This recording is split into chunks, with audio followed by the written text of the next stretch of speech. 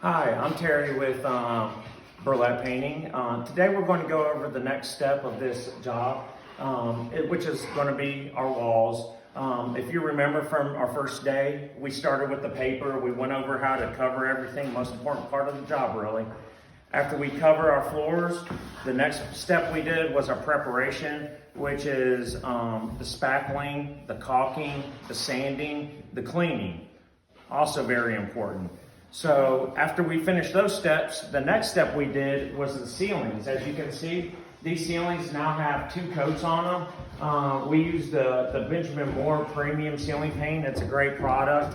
But the ceilings now have 2 coats of paint.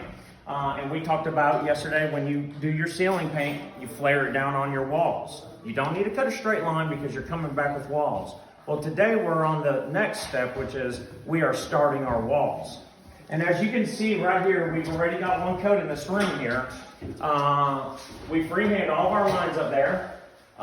We freehand around the doors, even though there's blue tape, as you can see right here, we blue taped all this. This is actually frog tape that don't bleed behind.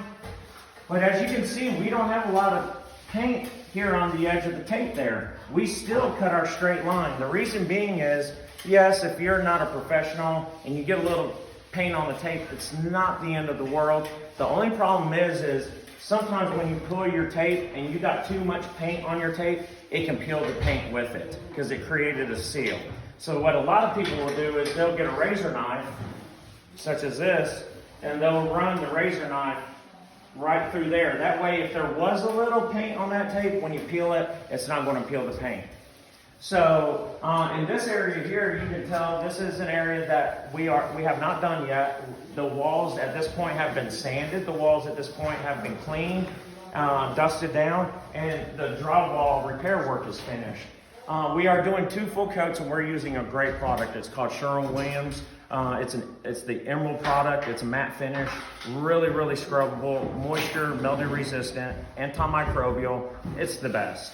So, and it's also self-priming. So any areas where we have these patches, typically if you're doing 2 coats, it's going to work fine. Now, if you're only doing a 1 coat situation, you're going to want to sand your patches, spot prime them with your product.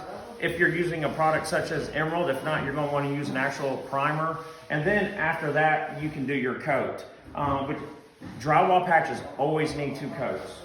So as you can see in this area here, the guys here, we got Bobby and Felipe and Larry. They're in this foyer here, and they started cutting in. They're cutting in the high, freehand. We're cutting around the doors. We're cutting around the windows. We cut around the light switches. Even though we're still going to roll as close as we can, it's still a good idea to just brush lightly around your light switches. That way the roller man is still going to roll there to put that roller texture on there. So at this stage of the game, we're going to keep on going, doing this first coat. After we finish the first coat, we're going to go back around and we'll use a light and shine the light on all the walls, and we're going to look for imperfections after the first coat. We're going to look for maybe more nail pops, maybe some boogers in the paint or hairs from the roller. We're going to look for these places. We're going to sand the walls one more time. We sand the walls before our first coat. We also sand our walls before the final coat, 2 times.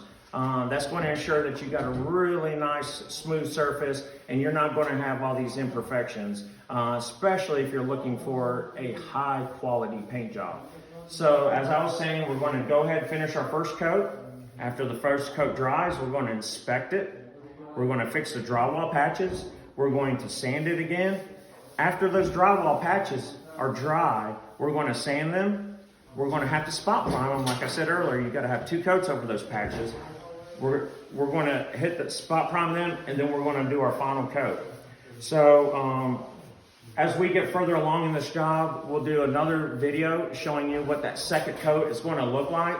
And then after that second coat, as you can see, we don't have white painted trim. There's no baseboards. There's no doors to be painted. So a different job with paint and trim is going to have different steps involved. But on this job, once we're done with walls, technically we're done with the painting and we'll start cleaning up. So we'll go over those steps in the next videos. But for now, always remember, most important thing, your preparation is everything.